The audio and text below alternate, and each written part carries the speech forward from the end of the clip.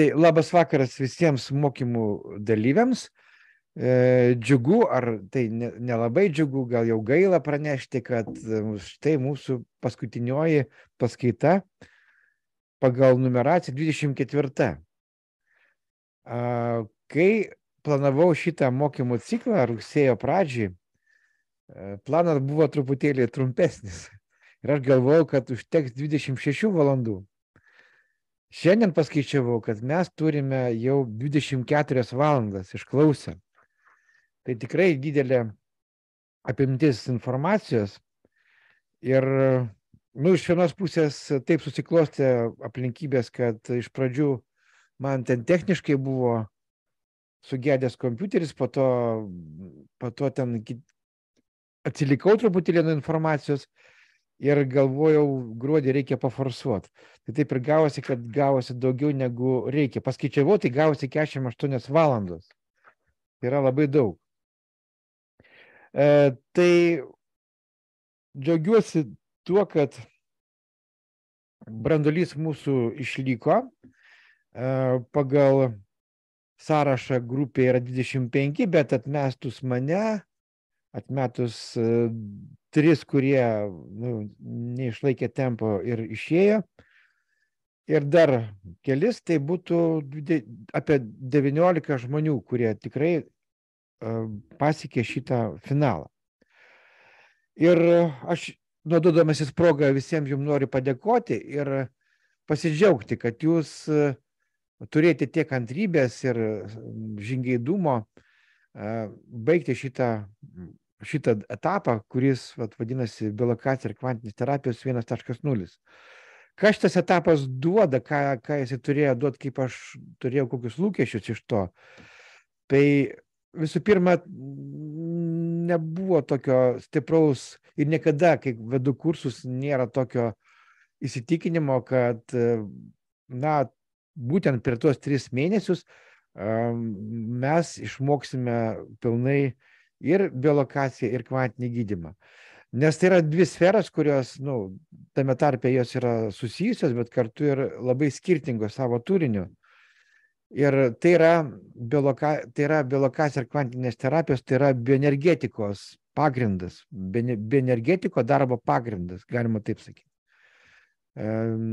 Tai šitas procesas tik prasideda, kadangi aš, kai mokiausi Vytauto Kazlausko parapsichologijos akademijoje, tai man tai užtruko 2 metus. Va tai, ką aš dabar 3 mėnesius išdėsčiau, man tai kainavo 2 metus. 2 mokslo metus. Kadangi dabar laikas greitas ir viskas vyksta greitai, tai 3 mėnesiai turbūt atstoja tos 2 metus. Mes čia ką tik kalbėjom apie tos laiko neligumus.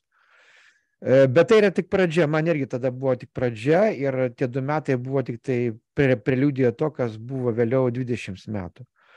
Ir tai dar ne pabaiga, nes tos žinios jos kaip kamuolys, kaip gniūžtė sniego nuo kalno besileisdama, vis aplimpa ir tampa jau sniego kamuoliu.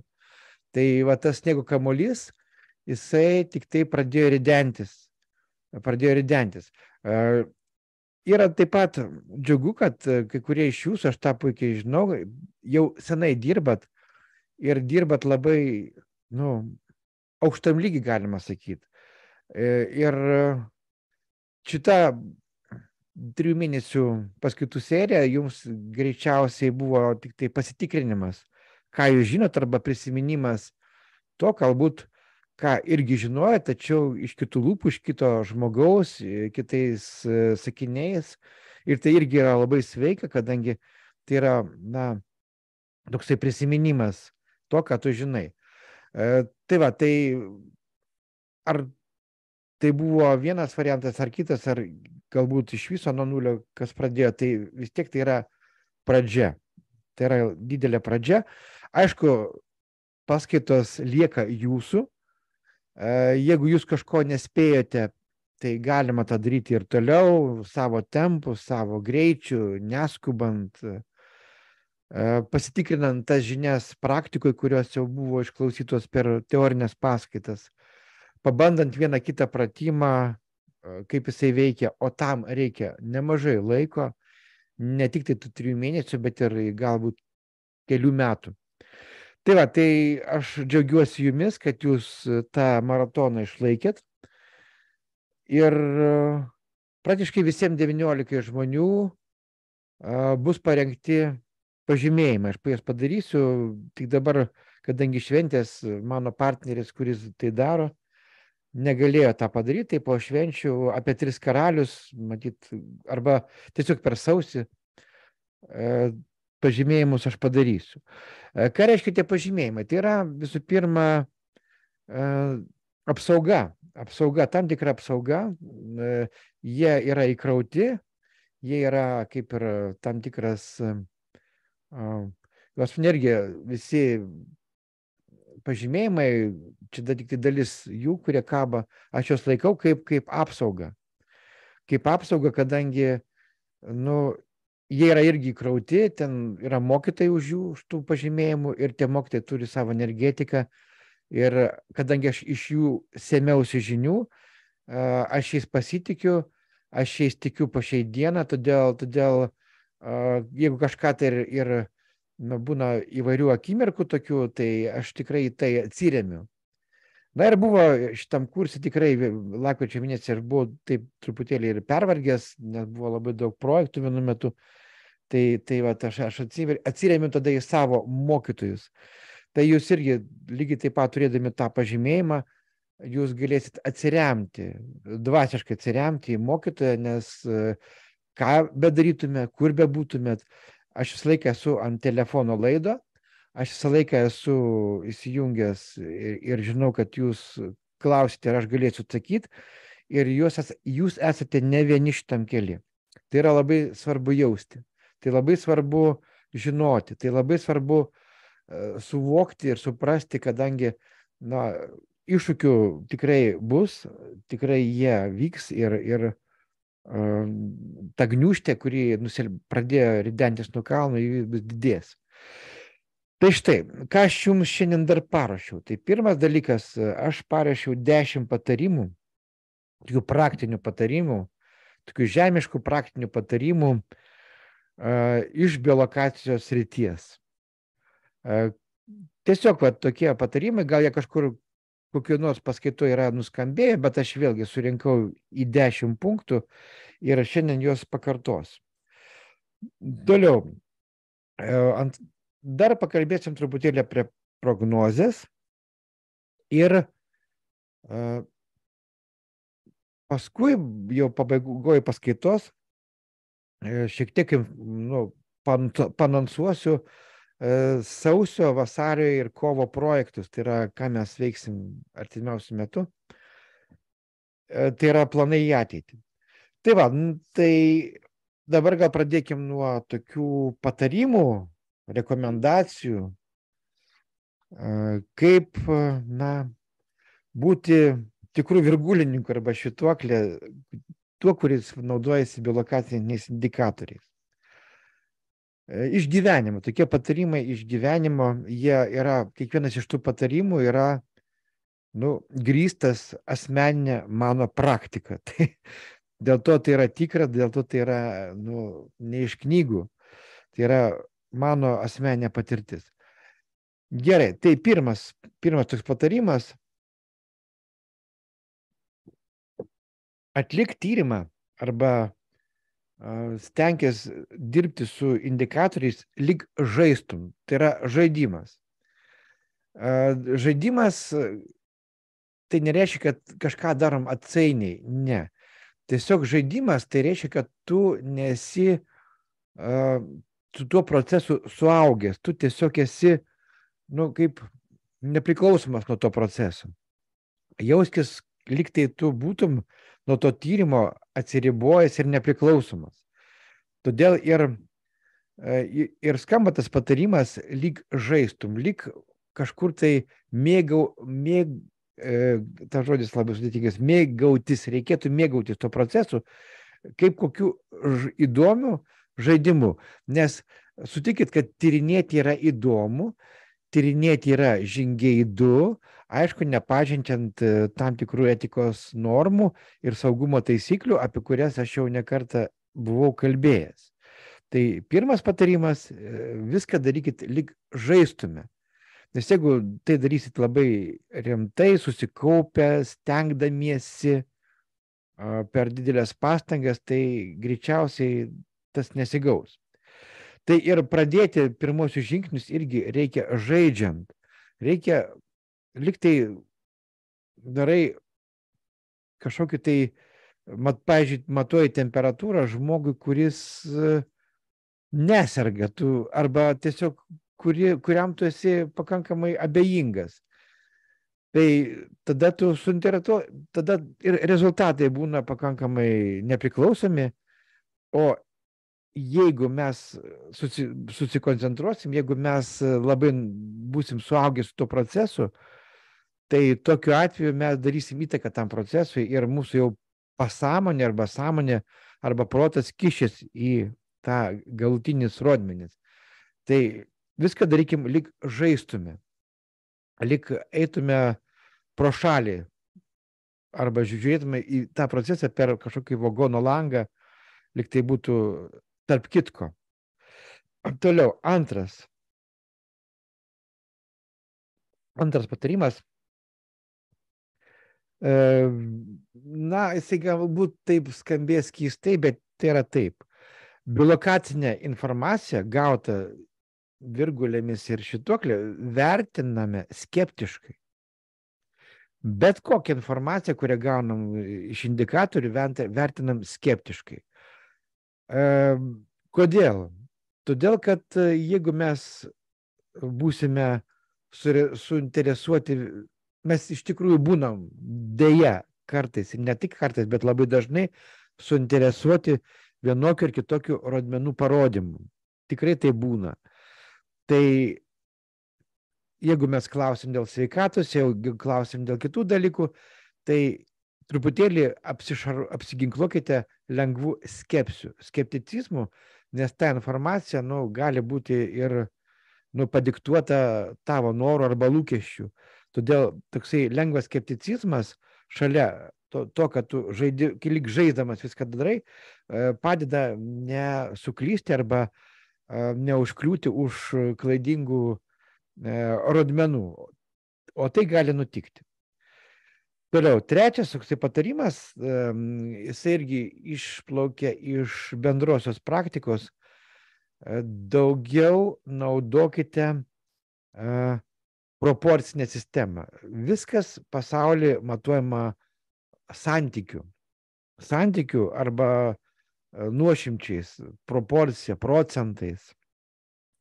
Joks procesas jokioje laiko erdvės linijoje nėra 100%. Tai yra, jisai yra jo pradžia, jisai nežinia, kada baigsis ir jisai yra tikimybinis. Bet kokie procesai šitam mūsų laiko erdvės kontinuume yra tikimybiniai ir mes esam taip pat tikimybiniai. Mes taip pat esam ne kuolų įkalti čia ir dabar šitoje vietoje, šitam pasauliu. Mes irgi dinamiškai keičiamės. Viskas dinamiškai keičiasi ir mūsų ląstelės atsinaujina, ir mūsų sveikatos būklė keičiasi pakankamai dažnai per dieną ir negi greičiau, o jo labiau kiti žmonės. Situacijos aplinkybės jos kinta. Todėl netgi jau įgūdus naudoti virgulės arba švytuoklės daugiau pasitikėkite proporcinė arba procentais. Tada tikrai nesuklysite, nes procentai parodo, kokia yra tikimybė, pavyzdžiui. Mes dabar, kalbėdami apie pavasario sesiją, tai mes turėsim tokią temą ateities prognozės. Kaip nuskaityti ateitį, kaip atspėti ateitį, kaip prognozuoti ateitį. Bus tokia tema kaip strateginis planavimas, naudojant biolokacinius indikatorius. Tai mes tenais irgi matuojam ne ką kitą, o tikimybės. Tai jeigu mes planuojam veiklas, pavyzdžiui, dabar puikiai proga tą padaryti. Tai yra naujieji metai. Mes suplanuojam veiklas kitiems metams, surašom jas popieriaus lape ir, na, maždaug numatom datą, kada tai galėtų būti, arba kada tie visi projektai mūsų gali būti įgyvendinti kitais metais. Ir pasirašom procentus. Ir tada, jeigu daugiau negu 70, tai arba jau 80, tai didelė tikimybė, kad taip ir bus. Jeigu ten 20-30 procentų, tai didelė tikimybė, kad nebus.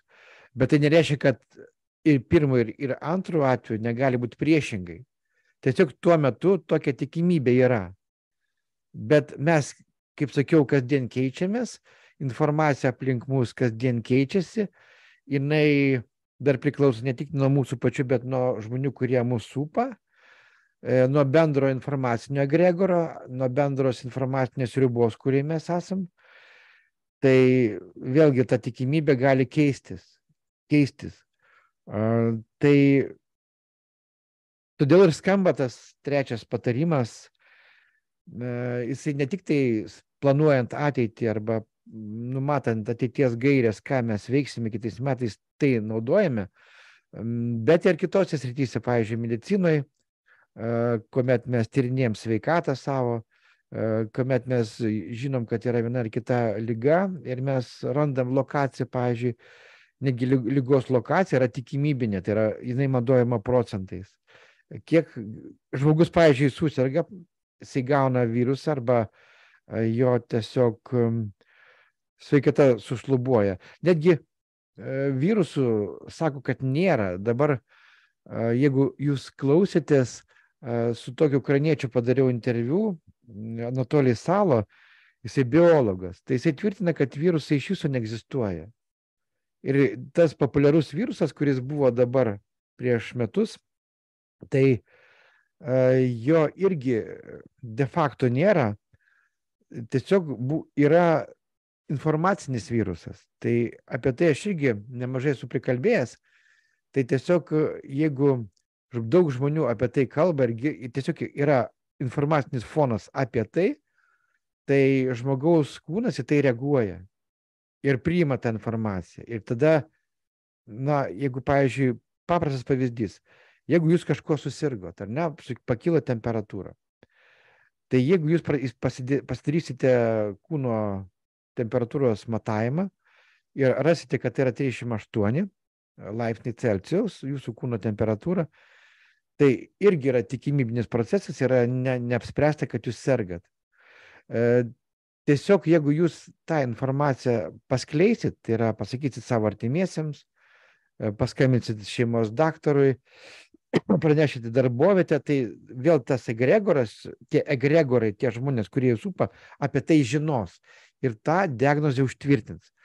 O tos populiarios ligos atveju buvo taip, kad tie tyrimai, jie, aišku, iš kosmoso ima tą rezultatą, bet ką reiškia, pavyzdžiui, padarius tą tyrimą, kai tas teigiamas testas yra, tai vadinasi, tu patiki. Iki tol dar abejoju, kaip tam katino eksperimente yra 50/50, kad yra, simptomai yra, bet yra 50/50.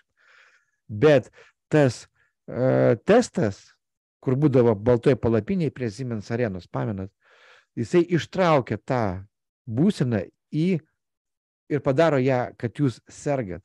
Viskas, visa ta kvantinė mechanika suveikia pilnu pajėgumu. Plius dar, ką randa šitie testai, tie randa ne virusą, bet egzosomas. Tai yra, egzosomas yra tam tikra mūsų imuninės sistemos dalis, kuri yra tip-top tokia pati, kaip piešia ten paveikslėliuose tas kamuolys su spigliukais, ar ne? Tai vat reaguoja tas egzosomas, kadangi jos yra mūsų imuninės sistemos įrankis, siekiant išvyti iš organizmo toksinus. Ir jeigu dar atidžiai klausytės tą interviu, jisai kalbėjo, kad tokio uždavė man klausimą, kiek žmoguje yra žmogaus. Nu, aš negalėjau atsakyti tą klausimą, tai vat klausimas, kiek žmoguje yra žmogaus. Nu, aš sakiau, gal 50%, gal, nu, pirmą sakiau 80%. Tai iš tikrųjų žmogaus yra 48%. Va tokių žmogaus sudėtinių dalių kaip ląstelės ir panašiai. O kas yra likę, tai yra bakterijos ir grybeliai. Bakterijos ir grybeliai sudaro beveik pusę žmogaus organizmo, kaip sakyt, kitą pusę žmogaus organizmo. Ir grybelių ir bakterijų balansas apsprendžia, ar tu esi sveikas ar ne. Kas atitinka, pavyzdžiui, peršalus arba jeigu dėl streso sušlubuoja imuninė sistema. Paprasčiausiai pasidaro šalta, o dažniausiai mes ir peršalam, ir kartu stresas būna.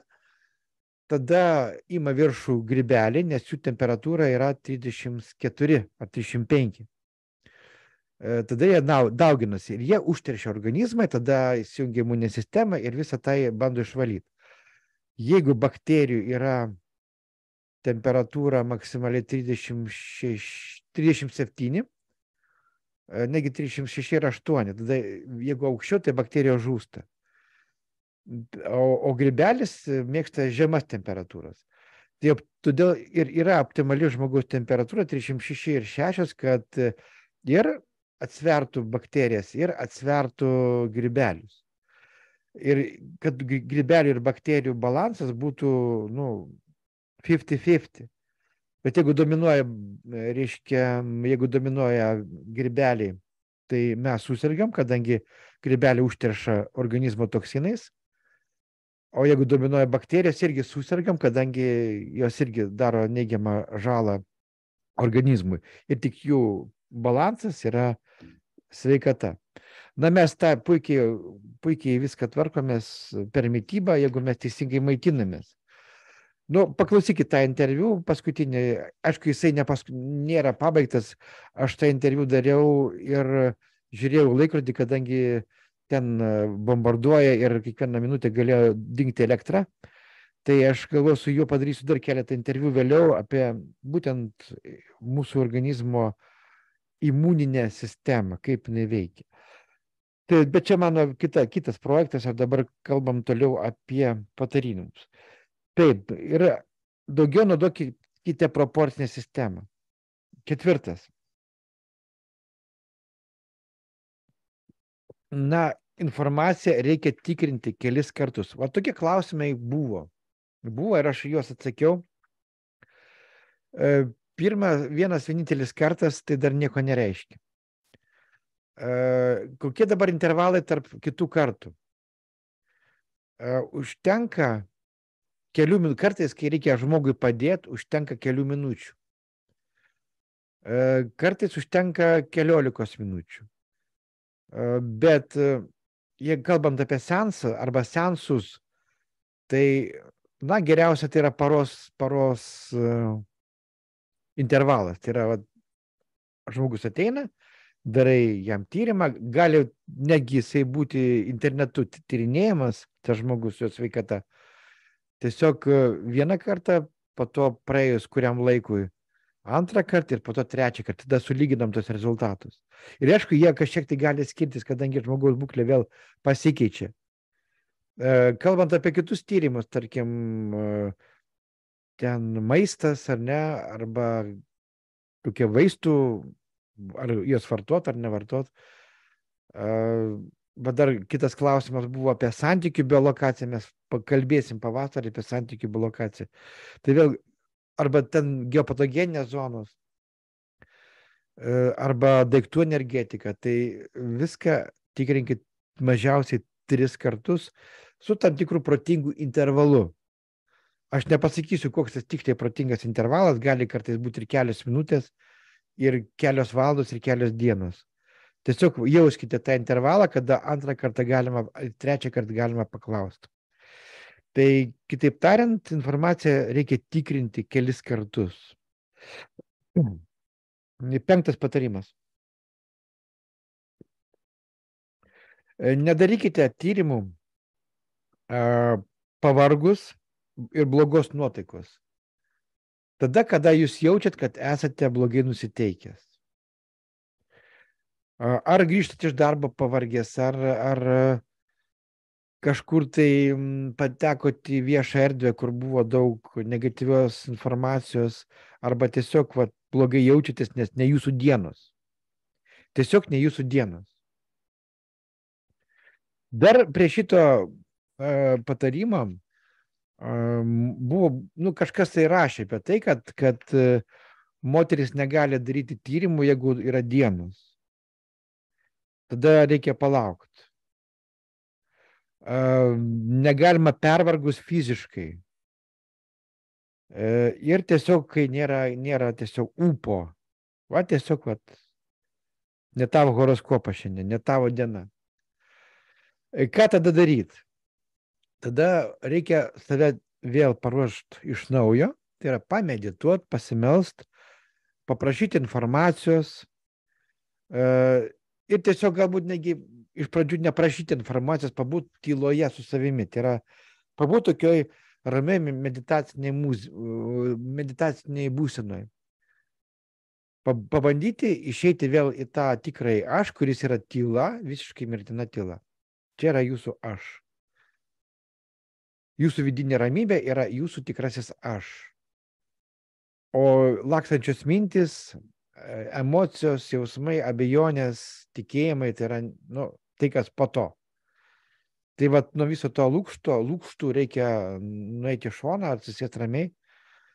Tiesiog nereikia čia kažkokio tai meditacijos arba meditacinių praktikų. Atsisėskite ir ramiai pasidėkite, to užtenka. Jeigu esate įsitempę, pavargę arba dėl kitų priežasčių jaučiatės blogai. Galbūt kažkoks tai, peršalimas gali būti, dar kažkas tai. Tai va, pasidėkit ramiai, pabūkit, pamedituokit. Ir toliau reiktų, atsigerti vandens. Įsivalykit save, pasižiūrėkit, kaip jūs atrodot. Pirmiausia, įsityrinėkit save. Galima paprasčiausiai, jeigu tikrai įtarėt, kad ne tavo diena, padarykit taip, kad tiesiog paprašykit virgulės, kad parodytų realią situaciją. Jeigu virgulė eis į vidų, liesis prie kūno, vadinasi, jūs neturite energijos. Jeigu tiesiog spinduliuoja į šonus, tiesiog nori atsilošti į priešingą pusę nuo jūsų. Vadinasi, viskas gerai, tik tai galbūt reikia pailsėti. Ir vienu ir kitu atveju apsivalykite energetiškai, tiesiog nusiimkite tos, paimkite vandenį su druska, apsivalykite, nusiimkite, susitvarkykite, nusivalykite. Padarykite lengvą mankštą, sąnarius pajudinkit. Arba tiesiog pakvėpuokit. Irgi tas padeda, bet jokių būdų negalima daryti tyrimų pavargus, blogos nuotaikos. 6 patarimas. Jauskite savo bioritmą, nes tai yra be galo svarbu. Yra jūsų asmeninis horoskopas, yra jūsų asmeninis bioritmas, jūsų dienos geros, dienos blogos. Mes esam jautrų žmonės, mes esam bioenergetikai, mes jautresni už kitus, mes labai jaučiam visuomenės pulsą, tiek pozityvų, tiek negatyvų, mes jaučiam daug dalykų, kurie mus įtakoja. Ir čia reikia mokėti ne tik tai jausti, bet ir tam tikrą dalimi atsiriboti nuo to fono. Bet ir tai jūs būsite pavaldus savo bioritmams ir jūs tikrai jūsų darbotvarkėje arba jūsų veikloje bus blogų dienų ir bus gerų dienų. Tai jauskite savo bioritmą. Todėl, jeigu jautitės, vėlgi, gal tas patarimas išplaukia iš 5, bet yra labai panašu. Tiesiog, jeigu nesinori, nedarykit nieko. Tiesiog nedarykit. Neimkite rankas virgulės, neimkite rankas švytuoklės, negydykit rankomis, nenuiminėkit parazitų, nedarykit masažo, tiesiog nieko nedarykit, jeigu nesinori. Pabandykit išlaukti, išgyventi šitą akimirką, jinai aišku praeis, ir tada, kai vėl jaustės gerai, tada vėl darykit. Čia nėra taip, kad jūs privalot kažką daryti, gerai, blogai jaučiatės, darot. Ne. Žinokit savo dienas, jauskit save. Jūs galite ir nežinoti tų dienų, kada jinai ateis, kada jūs blogai jaučiatės. Jūs žmonės, čia viskas normalu. Tiesiog, kai nesinori, tiesiog to nedarykite, viskas. Geriausias būdas arba geriausias laikas to užsimti, kad yra gera pakili, gera nuotaika. Tiesiog tu esi geroje energijoje. Tada gali ir kvantinį gydymą daryti, ir biolokacinę diagnostiką daryti ir taip toliau. Gerai, dabar 7. Patarimas čia yra pakankamai rimtas. Nes kai mes dirbam su žmonėmis, gali to prireikti. Reikalas tas, kad užsirašykite spontaniškai kylančias mintis, kai atliekite tyrimo metu, nes pamiršite. Vat būna taip, kad paimam į rankas virgulės. Mes apie tai turėsim temą pavasarį. Informacijos gavimas sraute. Ir dar tu nepriėjai prie tyriamojo objekto, tu dar nepradėjai nieko, jau tau eina informacija. Jau tau jinai plaukia. Ir tu ją blokuoji, nes tu galvoji, kad tai yra tavo mintis ir jų reikia paisyti. Ir jos sako, kad gali būti taip, bet tai yra tavo protas. Tada reikia šiek tiek tą protą paleisti skeptiškai, tai yra suvokti, kad tai yra ne tu, bet yra, kiek tai yra sekundės, minutės, nežinau, ten kiekvienam savo. Kaip darom tyrimą, ne, pradeda eiti informacija. Tai tu jauti, kad ta informacija neina per tavo protą, ne dėl tavo proto įsikišimo. Jinai tiesiog eina, nes paketas nusileidžia. Tu savo smegenim nemastai tuo momentu. Tavo smegenys tuo metu veikia kaip antena. Ir tu priimi informaciją ir ją kažkur turi paguldyti arba į tekstą, arba užsirašyti. Dar yra tokia metodika, jeigu galit, tai įrašykite diktofoną, tiesiog įjunkite telefoną. Diktofoną, tegu tai, ką jūs kalbat klientui, arba tegu klientas pats užsirašo į tavo diktofoną. O jeigu tai yra kitokio pobūdžio nesveikatos informacija, tai užsirašykit. Jeigu jaučiat, kad eina informacijos srautas, jūs kalbėkit arba rašykit. Jeigu pradedat kalbėti, jums atsiveria ir jūs kalbat, tiesiog kalbat, kaip yra, nes tai yra srautė informacija. Arba paimkit rašiklį ir rašykit. Bet rašiklį paprastą, ne klaviatūrą kompiuterį, bet rašiklį. Ir negalvodami priimkite informaciją, negalvodami. Tada, jeigu jūs kalbate, tai įrašot į diktofoną, jūs jau turite informaciją. Nes kodėl taip svarbu, todėl, kad pamiršit. Čia yra informacijos srautė ir informacijos srautė, jinai, jeigu yra ne užfiksuota kažkur, tai jinai dingsta. Dažniausiai pamiršta.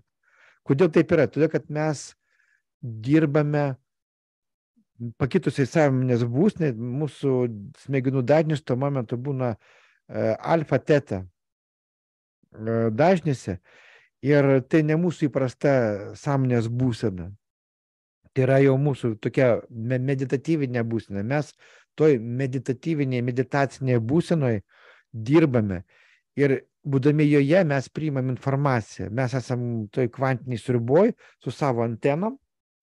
Ir antenos jau priima informaciją, jau tas procesas vyksta, o smegenys reikalingi tik tam, kad dekoduoti o kalbos mūsų dovana ir rašymo dovana, tai yra kaip mes irgi, kaip ir virgulė, mes iššifruojam tą informaciją keliais simboliais, tai mes galim užrašyti ją. Kartais pasakau, toks yra keistas dalykas, tu ateini prie žmogaus, darai pasiimi virgulius ir jau tau plaukia informacija netgi iki to lygio, kad žinai, kada žmogus susirgo, dėl ko susirgo, kokia emocija jame yra, ką jisai, kodėl jisai dėl kito taško atėjo, kad jis susirgo ir ką jam reikėtų daryti. Tu jau viską žinai. Ir kartais būna, kad, tą jūs irgi pagauna turbūt kartais, kad dirbi su žmogum, ar ne, ir norisi kažką pasakyti, nesakysiu. Nes, galimai aš nesąmonę pasakysiu, ar galbūt tas žmogus įsižeis. Nereikia bijoti, kad tas žmogus įsižeis arba neteisingai priims tą informaciją kitaip, tiesiog turit pasakyti, arba užrašyti, arba į diktofoną užrašyti. Tai va, tai toks patarimas. 8. Čia irgi labai svarbu ir, karts nuo karto aš irgi ant to akmens užlipu, ant to dalgio, ant to grėblio. Nedarykite tyrimų kitiems, matant kitų žmonių. Nedarykite tyrimų kitiems. Tai yra, jeigu jūs darot darbą su žmogum, o šalia sėdi kažkas, tai tas kažkas tai turi išeiti. Jūs su žmogum turite likti dviesi. Jeigu jūs su virgulėm bandant gauti kitokią informaciją, tarkim, būte ieškot Hartmano arba Kary tinklo, vėlgi, tai darykite tik tai vienas. Kad nieks kitas tuo momentu bute, kambaryje ar sklype nebūtų. Jeigu ieškote vandens, irgi geriausia, kad žmonės kiti to nematytų. Nes jie įtakoja rezultatui. Jie masto, čia galbūt kvailystė, o kitas galvoja, va čia tai tikrai turi būti tas vanduo, va toj vietoj. Ir jie savo mintim jaukia darbą. Tai nedarykite tyrimų kitiems matant. Jeigu dirbam su žmogum tik tai akis į akį, 4 akis, o jeigu daro tai akivaizdai su žmogum, tai greičiausiai jisai, tas žmogus, kuris mato, jisai gali įtakoti. Tai nereikia šito. Nedarykite tyrimų kitiems matant, kitų žmonių akivaizdai. Toliau. 9. punktas, jisai irgi labai svarbus, aš irgi ant to punkto lipau kaip ant kokių grėblių 115 kartą. Bet reikia pasakyti, neaptarinėkite rezultatų tyrimo tarp trečiųjų žmonių. Jeigu jūs kalbate su pacientu ir tarp jūsų yra ta paslaptis, tai tebūnie ir būna ta paslaptis tarp jūsų. Būna kartais, tėvai atsiunčia vaikus, nors jie ten būna pilnamečiai, visą kitą, suprantu, po to skambina, kaip ten, ką jūs radot? Negalima taip daryti. Jokių būdų ten nei tėvai neturi žinot, ką radom, ką mes su vaiku kalbėjom, nei vaikai neturi žinoti, ką mes su tėvais kalbam. Nei sutuoktiniai neturi žinoti. Pavyzdžiui, aš dirbu su šeima, pirmą ateina vyras, aš su juo pasišneku, po to moteris arba atvirkščiai. Tai niekada, pavyzdžiui, antras žmogus ateina, vyras ir klausia, kaip ten jai, kaip ten su ją. Galima sakyti paprastai, viskas gerai, viskas bus gerai, taip abstrakčiai atsakyti, diplomatiškai, bet jokių detalių negalima aiškinti, negalima. Kaip, čia yra patirtis, grėblis liptas 101 kartą, tai dėl to aš sakau, kad nelabai. Yra toksai, kaip žydiškas principas, žydiška patarbė. Jeigu 2 žydai apšlenka 3, tai žūsta visi 3. Tai niekada negalima aptarinėti kitų žmonių be jų žinios, tai yra tuo labiau jų sveikatos būklės, tuo labiau biolokacinio tyrimo arba kvantinio gydymo rezultato aptarinėti su artimaisiais. Yra išimtis, aišku, kad, pavyzdžiui, žmogus guli ligoniniai, ten negali kalbėti, ten yra koma, ten dar kažkas, tai tada taip. Jeigu sunki būsena, galima kažką koordinuoti su artimaisiais, kurie prižiūri tą žmogų, savo veiksmus koordinuoti. Bet jeigu, kaip sakiau, ateina sutuoktinė arba vaikas tėvas arba mama vaikas, tai paslaptis turi būti išlaikyta ir negalima dalintis netgi su šeimos nariais apie kitą šeimos narį. Nu, va, tai toks patarimas. Nu, jūs suprasit vėliau, kodėl aš tai kalbu, gal kai kas ir supranta, bet tai yra taip. Ir paskutinis dešimtas patarimas, jisai kažkiek išplaukia iš 7 ir 8. Ir jisai skamba labai taip, gal iš dalies abstrakčiai, bet pakankamai paprastai. Leiskitės vedami. Leiskitės vedami. Jeigu jūs žiūrit su virgulėmis žmogaus sveikatą, tai tiesiog leiskitės, kad pačios rankos nuvestų jūs prie vietos, kuri yra ten kaip ligos lokacija, ne? Arba jeigu jūs dedat rankas su kvėpavimu arba darot kvantinį gydymą, vėlgi leiskitės, kad pačios rankos rastų, jos pačios ras. Arba jeigu jūs pradedat procesą, gydymo procesą, leiskitės vedami aukštesnės jėgos, taip kaip turi būti. Aš nežinau, kaip pradėsiu tą seansą, nežinau, kaip jisai vyks ir nežinau, kuo baigsis. Ir jokių pastangų, va, ten reikia tą, trečią daryti, nu, jie reikalingi tie algoritmai, veiklos algoritmai, koks veiksmas po kokio seka, tam, kad, nu, turėti karkasą, schemą. Bet negi dirba tam toj schemoje, tam karkase, nu, ką aš turiu omeny, gal palistruokim. Mes čia kažkurio taip iš pirminių paskaitų kalbėjom, kad reikia pirmiausia atsiklausti leidimo, reikia pirmiausia atsiklausti sutikimo žmogaus, po to paklausti, gauti informaciją. Bet čia dar pusė to, maža dalis to. Tiesiog reikia, kiekvienas gydovas turi turėti savo veiklos algoritmą. Tai yra, koks veiksmas po kokio seka. Pirmą mes darom biolokacinį tyrimą su virgulėmis išoriškai, ten po to galima eiti į kažkokius tai, na, vidaus organus, po to galima kažkokią schemą kitą prisitaikyti. Tai yra, turi būti, nu, jūsų schema, kaip jūs dirbat, yra individualus jūsų reikalas. Bet jūs tą schemą turit, jūs tą algoritmą, kas po ko seka, turit susikurt. Ir tas algoritmas, kas po ko seka, yra schema, kuri gydo, nes jūs ją įkrovėt savo energetiką. Jeigu jūs tą algoritmą šiek tiek tobulinsit, tai gerai, jie turi tobulėti algoritmai.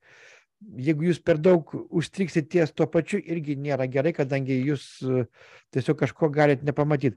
Bet kokiu atveju algoritmas reikalingas? Tai yra schema, kaip mes dirbam. Ir toliau, nepaisant to, kad yra schema, leiskitės vedami. Leiskitės vedami proceso, pačio proceso. Gal žmogui reikia daugiau rankų gydymo. Gal ten nereikia ten kažkokiu tai tenais išvedinėti parazitų, gal tiesiog žmogui reikia atsipalaiduoti, uždėti rankas ir jisai tiesiog atsigauna. Vėlgi, kiekvienas žmogus savo istorija, kiekvienas žmogus yra sava ligos istorija ir kiekvienas žmogus yra pas savo likimo kalvis. Ir dar yra labai svarbu, kad pats žmogus būtų motyvuotas, na, spręsti savo problemas. Jisai turi būti pasiruošęs pokyčiams. Jisai, jeigu norės iš jūsų, kad jūs tą galutinį rezultatą jam duotumėt, tiesiog, kad jūs už jį viską padarytumėt, tai tas nedirba. Jūs ir žmogus esate bendra komanda, jūs tuo atveju esat kaučeris, mokytojas, žmogus yra ta silpnoji pusė ir jisai seka jūsų rekomendacijom. Ir turi sekti jūsų rekomendacijom tiksliai, kaip jūs pasakot. Jisai gali šiek tiek improvizuoti tuose rekomendacijose. Kažką galbūt savai padaryti, bet iš esmės turi sekti jūsų patarimus, nurodymus ir taip toliau. Ir dar yra labai svarbu, kad kvantinėme gydyme, dabar į gydymą gal truputėlį susikoncentruokim, kad visą laiką reiktų džiaugtis rezultatais, kokie bebūtų maži, dideli, jeigu tai yra gydymas, jeigu tai yra procesas, tai džiaugtis teigiamais proceso rezultatais. Kiekvieną kartą pasidžiaugti, būtinai, nes tas pasidžiaugimas, jisai užtvirtina tą rezultatą. O jeigu kalbėsim, va, čia mažai pasikeičia, beveik viskas tas pats, tai tada jokio progreso nebus. Tiesiog kiekvieną akimirką, negi labai labai maža akimirka, kuri yra teigiama, reikia pasidžiaugti. Na ir, kaip sakiau, 10 yra leiskitės vedami. Leiskitės vedami. Tai štai, va, tokie patarimai iš, kaip sakoma, patirties. Iš patirties. Na va, tai ar buvo kažkas vertingo jūsų nuomonė čia klausant, nes aš vienas kalbu ir tai tiesiog yra iš gyvenimo, kaip viskas išmokta per klaidas. Tai va, nu, žodžiu, viskas gerai. Jo, labai iš tikrųjų naudingi pastebėjimai geri, nes aš, tarkim, nors ir jos kaip ir žinojau, bet kai kuriuose vietose atradau kai ką naujo, ko galbūt taip giluminę prasme nesuvokiau. O dabar man dašilo, kaip čia paaiškinti, grinai taip praktiškai, kasdieniškai, nes kai ką galbūt, jeigu matydavau, kad, tarkim, kas nors negerai kažką tai daro, tai būdavo tokia kaip ir baimė pasakyti, kad gal taip nereikia, nes čia prieštarauja tai tokiai, sakykime, etikai mūsų darbo ar kažkaip, o dabar toks yra grinai tvirtas įsisąmonimas ir toks ryžtas, nežinau, kažkas tokio. Tai va. Nu jo, kartais ir pačiam gerai prisimint. Na, aš irgi, taip sėdėjau prieš parketą, galvau, ką aš savo patarčiau, ne, kas man būtų aktualu, šiai akimirkai kokie patarimai. Na, kas man aktualu, kas yra man svarbu, aš tą surašiau. Bet tai vėlgi, kartais užsimiršta, kartais dėmesingumo trūksta pačiam procesui arba pačiam savo. Čia nieko tokio, tiesiog kartais pamedituoji, su savim pasišneki ir gaunas tokie dalykai. Tai va. Gerai, tai dabar gal perinam prie antros dalies. Tai prognozės, ką mes norime matyti 23 metais, kas čia vis dėlto bus ir kaip bus. Pirmiausia, galbūt matuokim tą būsimą ateitį per savo asmeninę prizmę, per patį save. Tai pirmiausia, irgi tokie patarimai, galbūt bendri patarimai, tai mažiau galbūt reikia žiūrėti, klausyti ir klausyti gal ir nepavyks išvengti. Vis tiek ta informacija brausis, bet tiesiog, daug ką reikia dabar praleisti prausis ir vertinti pakankamai skeptiškai. Ypatingai labai pamėgo daug kas gąsdinimus. Aš pasižiūriu ir tie visi propagandiniai ištekliai, valstybiniai tokie, tie visi portalai, tiek žmonės, kurie save laiko priešingoje stovykloje. Apskritai daug kas pamėgo tos gąsdinimus. Ir tada aš irgi kalbu per save, per savo prizmę, kaip aš tai išverčiu. Tai aš, visą tai man pavirto tokį skepticizmą. Ir aš galvoju, gal geriau gyventi taip, kad man būtų gera. Ne tai, kad aš pasaulio neišgelbėsiu, galbūt ten į mitingą nenuvažiuosiu, ten kažko tai ten vėl.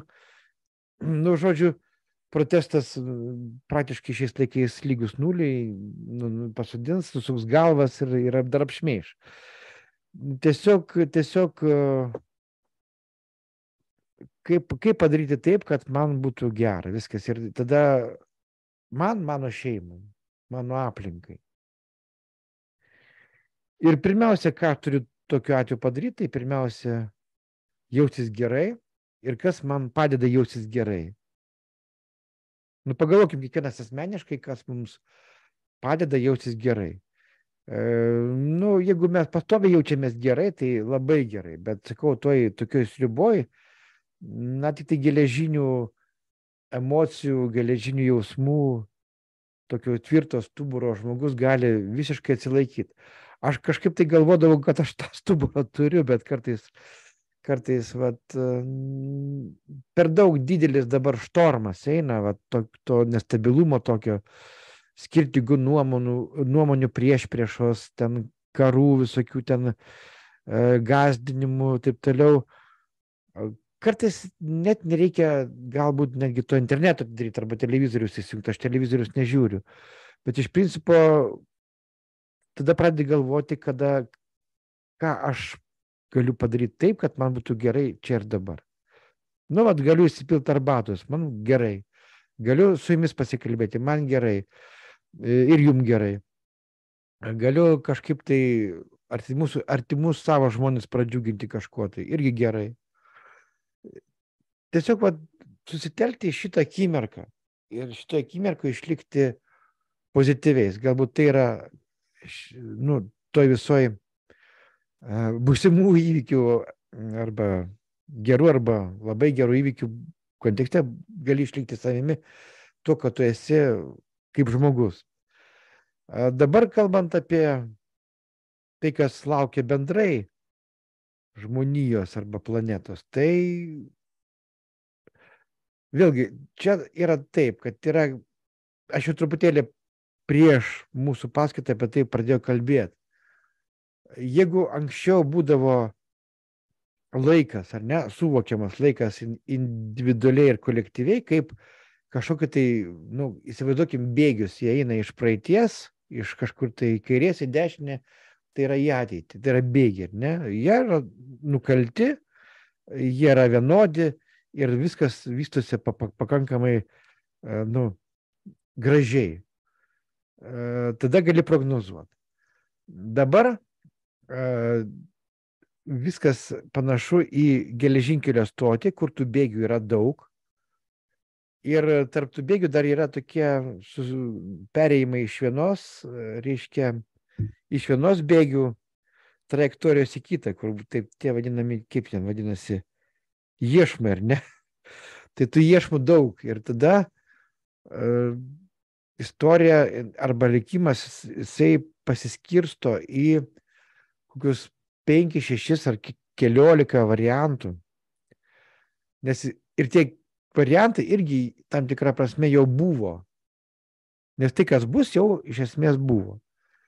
Nes istorinai mėgsta schemas arba lekalus, arba tokius pusfabrikačius. Ir kad atsikartoja su tam tikru tikslumu netgi, tais lekalais išankstiniais pusfabrikačiais. Tai buvo tokie du, jas istorikais pavadinti negalima, galbūt jie mokslininkai, matematikai. Jie nagrinėjo tokį dalyką, kaip, gal žinot, Skalgerio chronologija yra toksai dalykas arba mokslas, chronologija, ir jo pradininkas toksai vienuolis iš pietinės Vokietijos, vardu Skalgeris. Ir jisai 16 kažkuriais tai metais, dabar bijau pasakyti, surašė chronologiją surinkęs, apvažiavęs visą Europą iš pilių, ten, kur buvo rašoma kažkas, tai ir sudėliojo įvykių chronologiją beveik nuo Romos imperijos laikų iki 16 amžiaus. Ta chronologija kokia buvo, kada įvyko karai, kada įvyko epidemijos, koks caras arba karalius valdė nuo kada iki kada jį nuverdė arba kada jis numirė, kiek jam vaikų gimė, kur tie vaikai ištekėjo, apsiženė, kokias karalystės valdė toliau. Ir tai toks darbas yra vadinamas chronologija, kas po ko įvyko.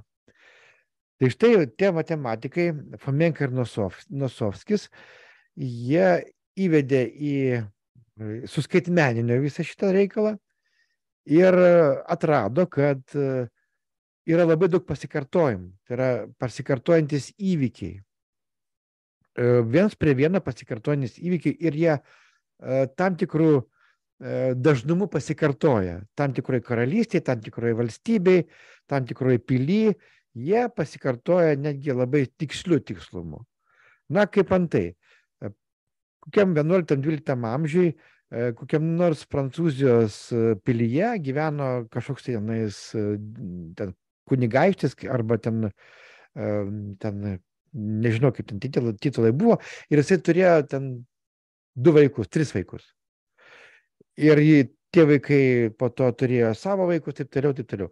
Ir tos schemos jos kartojasi, netgi tų vaikų veidai kartojasi, tų žmonių veidai fiziologiškai kartojasi.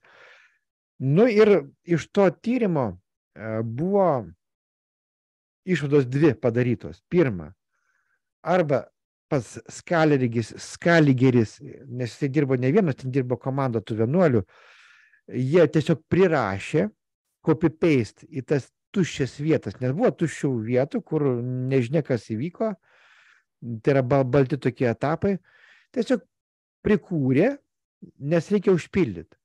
O prikūrė iš to, kas jau buvo, iš tų pavyzdžių, kurie jau buvo.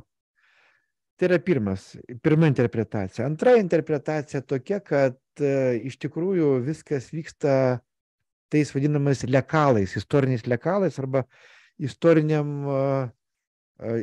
rašiniais tokiais. Nes istorija, jinai cikliškai pasikartoja ir pasikartoja turėdama kokius, 5, 6 arba 14 variantų. Bet tie variantai gali negi labai panašus, vienas nuo kito šiek tiek skirtis, bet jie bus, kaip ir ta pati schema. Pavyzdžiui, medis auga, ar ne? Ir yra lapų, kurie viens prie vieno panašus, yra lapai, kurie skiriasi. Žmonės, pavyzdžiui, ar ne? Labai daug žmonių yra, praktiškai mes visi į kažką tai esam panašus. Į kokį nors mūsų ten antrininką. Netgi, pavyzdžiui, tie antrininkai kartais būna specialiai ieškami, jeigu žmogus yra valdžioje, tai ieškama specialiai antrininkų, kad tokių pačių. Ir jų nesunkiai galima surasti. Tai visur yra tie atsikartojantis lekalai, kaip fizikoje, kaip medžiaginiai pasaulio daly, taip ir laike, erdvėje. Taip tariant, pačiam laike. Tai istorija vystosi tokiais lekalais arba schemomis, kurios yra atidirbtos, kurios yra etaloninės. Tai yra pasikartoja. Tai buvo laikas, kai tie pasikartojimai buvo pakankamai lėti arba pakankamai inertiški ir jie nesunkiai galima buvo jas pastebėti. Dabar tie visi lapai, jie sukrito viens ant kito. Visi tie istoriniai lekalai įvykių pasikartojimų, jie sukrito viens ant kito. Todėl ir panašus vaizdas man ir susidarė, kad tai yra geležinkelio stotis, kur bėgiai vienas šalia kito, ten tų bėgių daug ir jie, tarp jų yra ten tie visi iešmai, kur perina traukinys nuo vieno bėgio prie kito bėgio. Tai kažkas tokio. Todėl dabar labai sudėtinga brėžti kažkokius tai, prognozinius brėžinius, kaip gali būti. Vėlgi, mes tada galim pasinaudoti biolokaciją ir pabandyti projektuoti, kaip gali būti. Bet vėlgi tai yra proporcija, procentai, tai yra tikimybė, kad taip gali būti, o ne apspręsta. Ir tokių tikimybių yra daug, nes tie lekalai, kaip sakiau, viens ant kito sulipę yra. Tai va, tai toks laikas, taip turi būti. Ir dabar, ar pirmas klausimas buvo toks, ar baigsis kitais metais karas? Ne, ir taip. Ir taip, ir ne. Nes pirmas toksai iešmas, kuris gali būti kaip variantas, kad baigsis kovo mėnuo, bet jeigu kovo mėnesį nieks neperjungs iešmų, tai tęsis iki kitų metų rudens. Toliau, ar nebus ta vadinama, kaip čia jie vadina, nekilnojamo turto krizė, ten kas prognozuoja, kad gali būti ten bankrotų, visokių tai, žodžiu, ekonomika, ar ne? Ar ekonomika toliau, kaip elgsis ekonomika, galbūt kaip elgsis ekonomika. Nes tai vėlgi mūsų pajamas, mūsų gyvenimo kokybė ir taip toliau. Tai va šitai vietai iš viso nulis įžvalgų.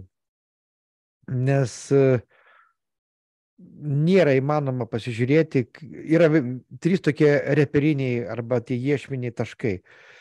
Tai yra vėlgi kovo mėnuo, pabaiga kovo, yra gegužės antra pusė ir yra vasaros pabaiga prie rugsėjo. Tada gali tie 3-4 taškai, kur gali kažkas arba į vieną pusę arba kitą pusę pasisukti. Mes vėlgi negalim šiandien pasakyti, kokia tikimybė, kad į kokią nors krizę nusileis reikalai, arba jie pasikeis taip, kad bus vėl kažkoks tai ženklus ramus laikotarpis. Viena, ką galima tiksliai pasakyti, kad ramaus laikotarpio tikrai nenusimato, nebus, nes tas daugiaaukštis lekalas, jisai nenumato ramaus gyvenimo, nes mes lėkdami per tą geležinkelio stotį nežinosim, kur, kada koks iešmininkas persuks iešmą į kokį kitą bėgio ruožą. Tai dėl ekonomikos va taip yra, irgi nieko aiškaus nėra. Dėl Lietuvos žiūrim, dėl Lietuvos. Ar kažkas tai pasikeis iš esmės į gerą Lietuvoj, ar blogą? O kas yra blogai dabar? Tiesiog dabar mūsų valstybė, jinai irgi tam susipynusių lekalų krūvoje. Ir vėlgi yra keli taškai tokie, kurie gali būti lemiami. Tai yra vėlgi kovo antra pusė. Apie vasarį nešneku, ten nieks nesikeis. Balandžio antra pusė. Ir ten žiūrėjom kažkur tai apie Liepos vidurį. Ant mūsų švenčių tautinių. Tai vėl 3 taškai, kada gali būti ir taip pasisukimas. Ir į tą pusę. Bet iš esmės vėlgi tas toksai laikotarpis, kai viskas vienas ant kito lipa, tie scenarijai tai vėlgi nieko gero nežada, kadangi nestabilumas toli gražu nėra kad taip, kad kažkas tai sustotų, tai kad jau yra įsibėgėję. Todėl mums rekomenduojama, kaip mes galim savo strategiją turėti, kuri būtų kaip ir apsauga nuo tų visų staigių pasikeitimų, ne? Perjungiant iešmus nuo vieno bėgio prie kito. Tai tiesiog daugiau būti su savimi, su savo šeima, su savo artimais žmonėmis, atsisakyti kažkokių tai nereikalingų, toli siekiančių projektų, kur ten kažkokios super jau tenais, ten verslų statymas ar dar kažkas tai, kur reikalauja daug energijos, investicijų, kantrybės, nervų, tai va tokių dalykų nereikėtų imtis. Kitaip tariant, pasitenkinti mažu, jeigu tai manoma turėti tai, kas yra po ranka, kaip tai patarliai, geriau žvilbis ranko, negu briedis lankoje. Ir susitelkti į čia ir dabar, į save, į savo šeimą, savo artimuosius, į savo būseną šiuo metu, kad jinai būtų pozityvi.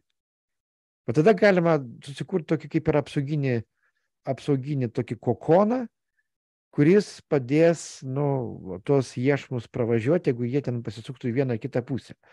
Tokios bendros gairės, aš dar to darbo nebaigiau, aš kažkur tai gal po naujų padarysiu keletą video apie tai.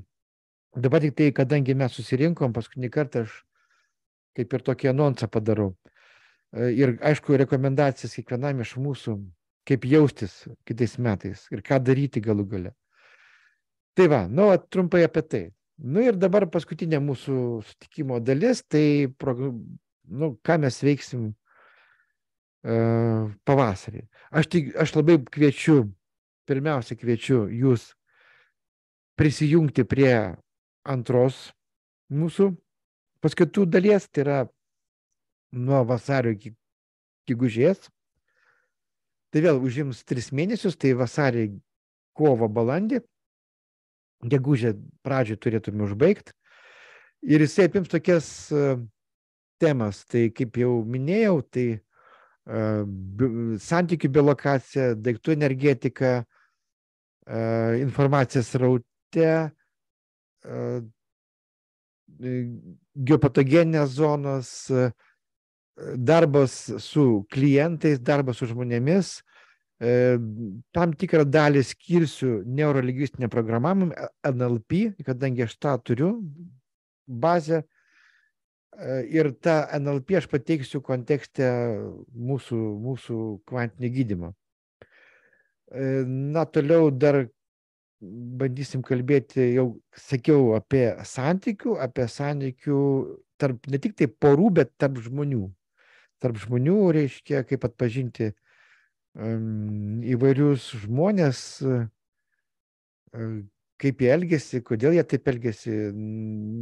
Vėlgi, čia yra daugiau kaip per NLP, per prizmę, bet aš vėlgi, kaip sakiau, tą NLP prizmę derinu su kvantiniu gydymu. Tai, jeigu jūs pamenat, tai buvo anonsas padarytas rugsėjo mėnesį apie tai, kas bus pavasarį, tai daugmaž tos schemas laikysios.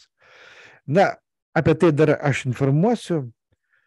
Toliau dar artimesnis toksai planas, artimesnis toksai projektas. Tiesa, dar noriu paminėti, kad pradėsim 21 dieną sausio, kadangi 24, atsiprašau, sausio 24, kadangi tai yra trečia diena jauno mėnulio. Dar aš pasitikrinsiu tiksliau, kokia ta data geriausia būtų, kad tiktų pradėti mokymus. Tai turėkite omeny, kad tai bus kažkur tai paskutinę sausio savaitę. Toliau, sausio mėnesį dar aš galvoju padaryti vieną webinarą, tik tai biolokacija ir webinaro idėja paprasta. Pažintis su šiuo fenomenu. Aišku, užims tai kažkur gal apie 6 akademinės valandas. Tai galbūt bus savaitgalio webinaras, kuris užtruks, tarkim, kelias valandas šeštadienį ir kelias valandas sekmadienį po pietų vakare. Ir šito webinaro metu tiesiog norinčių su tuo susipažinti, aš pateiksiu tą tokį sausą pirminę informaciją apie patį fenomeną. Kas norės giliau, po to jau vėl kviesiu rudenį tęsti mokslus. Bet tai toks tikslas, kadangi labai daug žmonių kreipiasi mane, kurie nori apie tai sužinoti, bet jiems nereikia tų didelių kelių mėnesių arba kelių metų mokymų. Jiems reikia čia ir dabar informacijos apie tai ir jie galbūt toliau patys ieškos informacijos savaime. Tai tikslas šito webinaro būtų surinkti žmonės, kurie domisi, kuriems įdomu. Ir tai bus tik tai tokia maža įžanga į tai, ką mes darėm 3 mėnesius iš eilės šį rudenį ir dar 3 mėnesius darysim pavasarį. Tai tokie. Ir aišku, dar bandysiu daryti kelis sekmadienio, tai yra pirmadienio klubus, irgi jie bus susijęs su sveikata ir su kvėpavimo takais, ir su virškinimo sistema, ir galbūt netgi nervų sistema. Tai aš turiu kelis numatęs lektorius tą temą, tomis temomis ir manau, kad kokie 2 webinarai, tai yra 2 pirmadienio klubai turėtų išeiti per sausio mėnesį. Tai va, dėl seminaro 3.0, tai aš šitą dalyką atidėsiu vasariui, nes aš jaučiu, kad nes vėl pakipsiu su keliais projektais tuo pačiu metu ir neteksiu daug energijos, tai todėl atidėsiu vasariui.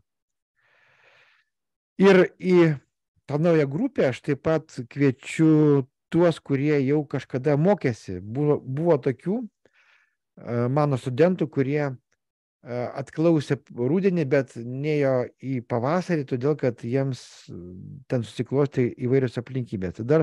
Todėl tikslinė grupė šito pavasario sesijos yra ne tik tai jūs, kurie lankėte, bet ir tie, kurie lankė anksčiau, bet kurie dar nebuvo pavasario sesijoje mokėsi. Tai štai trumpai supažindinau su artimiausiais planais. Na, o dabar skirsiu dar truputėlį laiko klausimams jūsų arba palinkėjimams. Iš pradžių aš jūs noriu palinkėti gerų naujų metų, puikių naujų metų. Būkite tvirti savimi, būkite toje ašyje, nepalaužiamoje ašyje, kuri yra jūsų aukščiausias aš jumise. Tas stuburas, toksai tvirtas stuburas, kuris yra nepalenkiamas, nepalaužiamas ir tvirtas, kuris padėtų jums atsilaikyti, kas be nutiktų kitais ar dar sekančiais metais ir apskritai padėtų įsilaikyti šitam siūbuojančiame mūsų gyvenimo laive. Tai linkiu aš viso to, linkiu pozityvo, kuo daugiau, to geriau. Geriausia iš viso matyti tik tai pozityvą, tik tai džiaugsmą ir mokėti džiaugtis. Tebūnie kiti metai, kokie bebūtų galbūt bendrai kupini iššūkių, bet tuo pačiu tebūnie jie ir būna be galo džiaugsmingi visom prasmėm. Ir tegu jūsų sveikata būna gera, tegu jūsų šeimos būna laimingos ir viskas bus gerai. Taigi, linkiu jums gerų artėjančių naujų metų. Tai aš savo litanę kaip ir baigiau ir tada galite dar kažką nuo savęs pasakyti arba pakomentuoti.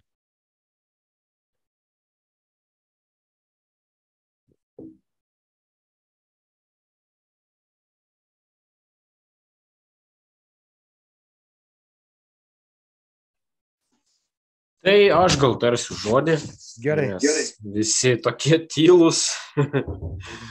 Tai aš noriu pasakyti, kad man iš tikrųjų šitas rudeninis kursas buvo gan naudingas, nes nors ir temos praeitos ne vieną kartą girdėtos, bet pažvelgiau jas šiek tiek kitaip.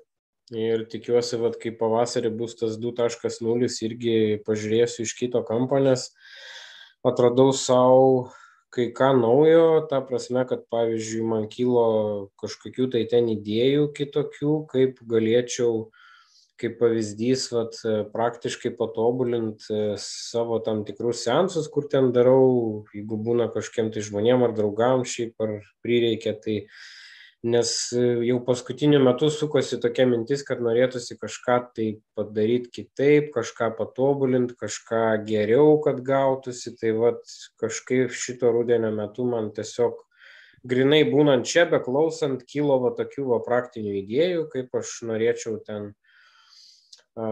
šiek tiek įnešti kažkokių tai naujų metodikų į savo tas, sakykime, gydymus ar panašiai ir tuos seansus. Tai dėl to labai džiaugiuosi. Tai va. Ačiū. Ačiū tau. Aida, tarkite žodį.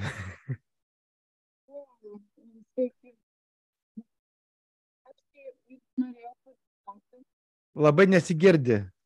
Aha, o dabar? Dabar gerai. O, priartėjau, esi prie laptopų. Labai Tai irgi norėjau padėkoti. Aišku, čia pirmą kartą ir aplamai pirmą kartą tą dalyką čiupinėjau. Tai man tai šiek tiek yra to kosmoso. Pasivijau gal taip greitai visko. Girdite? Taip, labai silpnai.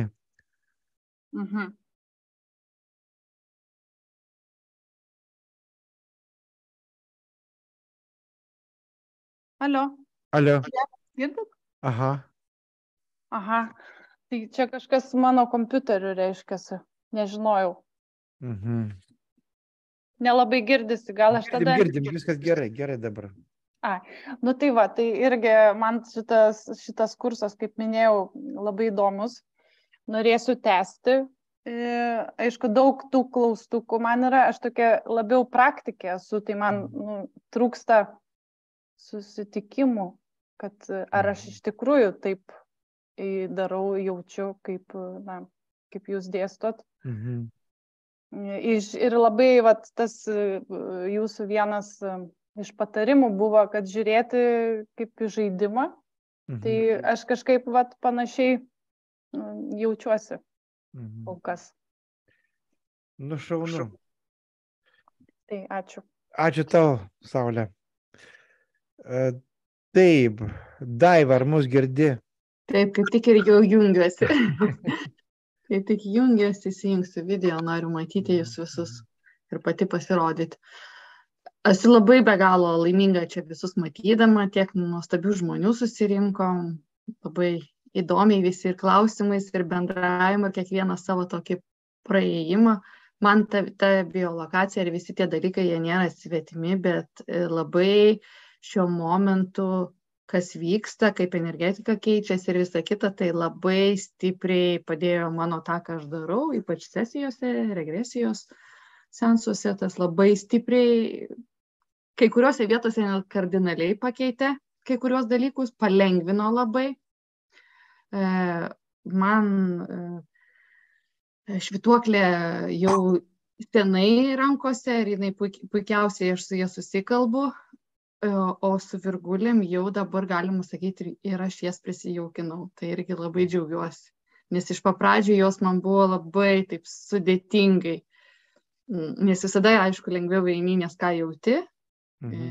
Ir tas toksai, ir gal visiems tokį paprastą palinkėjimą labai norėčiau pasakyti, kad šiuo momentu stebėkit save iš labai ramios būsenos, kas vyksta, nes keičiamės visi, dabar atsivėrė visų, žmonės nebeišlaiko nei negatyvo, nei pozityvo. Ir nesupranta, kas darosi. O ypač patys artimiausi, jie eina per patys sunkiausią ir mes labai norėtumėm jiems padėti, bet pristabdykim kartais save. Leiskim jiems patiems tvarkytis tam tikrus dalykus, nes kiekvienas mes atėjom savo dalykų ir stebėjimas ir kartais pabuvimas šalia, išklausimas yra daug didesnė pagalba negu įsikišimas. Tai čia taip retoriškai pasakiau, bet iš tikrųjų tai yra labai stipru dabar, kas atsispindi. Tai esu be galo dėkinga visiems, labai džiaugiuosi, kad mūsų tiek daug ir tikiuosi susitiksim pavasarį. Na, šiandien nėra daug, kadangi daug kas parašė, kad negalės, kelionės visokios. Tai ačiū tau, Daiva. Tai gal dar kas nori tart kokį žodį ir mes turbūt baigsim šitą susitikimą.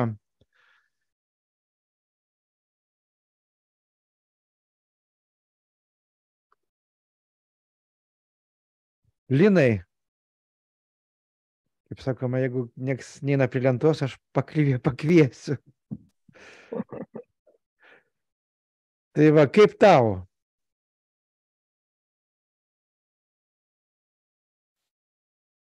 Nu, aš irgi atradau dalykų.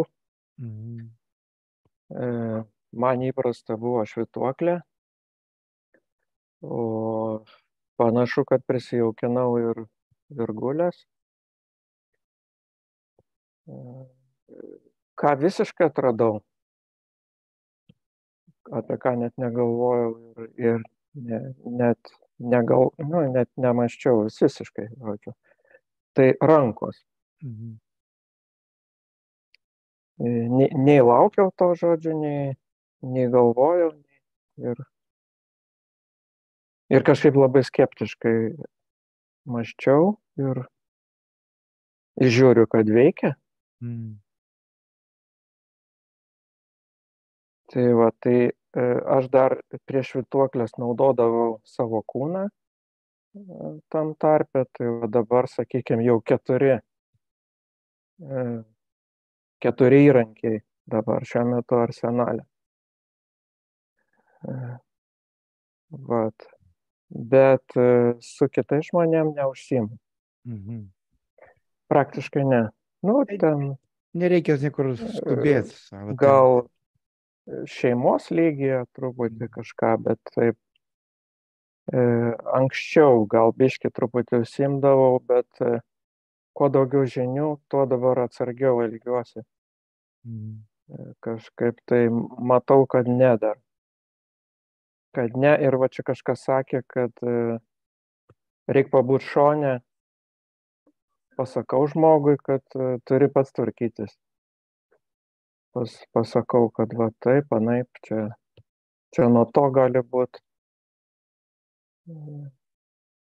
Nesikešu. Puiku, Linai. Tai kol kas su savim dirbu. Turiu pats asmeniškai problemų keletą sveikatos plane ir va taip va. Nuostabu. Gerų metų tau. Ačiū ir jums. Vytautai, jūs vėliausiai prie mūsų prisijungėt. Ar užteko laiko pasivyti, ar toliau eisit kartu su mumis?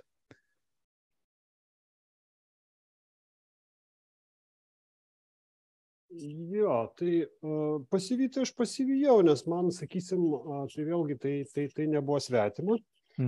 Va, kai kas buvo žinoma, kai kas ne, o tą, sakykime, ką iš viso mokymo, tai virgulių man taip ir nepavyko dar prisijaukinti. Švytuoklė puikiausiai kaip ir dirba, o su kvantiniu gydymu, kadangi aš dirbu su žmonėm, ta prasme, su masažais, tai aš tai pradėjau daryti. Rezultatų kol kas negaliu komentuoti, bet manau, kad viskas į tą pusę, į gerąją pusę, pavadinkim. Supratau. Tai ačiū tau, tai gerų metų ir irgi kviečiu prisijungti pavasariniam darbam. Jo. Dėkui už mokymą. Na, tvarkoj. Visiems. Taip, dabar kas dar čia? Mindaugas, ar girdimus?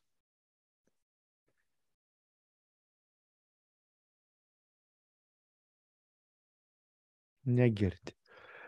Gerai, Laima, ar norėtumėt kažką aptarti žodį? Taip, norėčiau pasakyti porą žodžių.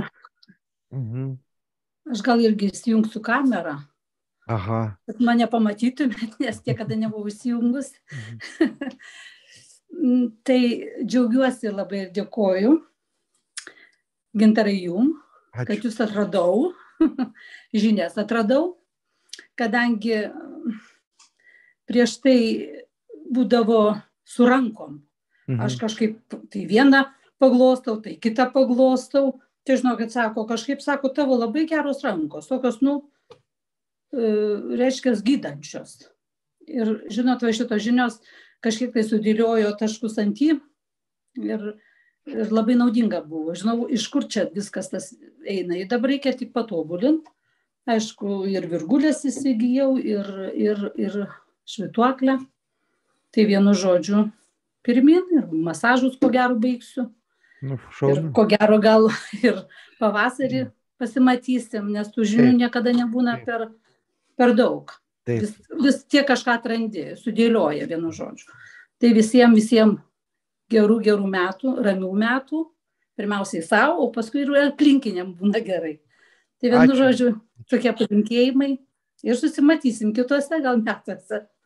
Būtinai. Tai tiek, dėkui labai. Tai aš irgi tada su visais atsisveikinu, kadangi mūsų laikas jau išseko. Gerų naujų metų ir iki naujo sutikimo jau pavasario sesijai. Iki.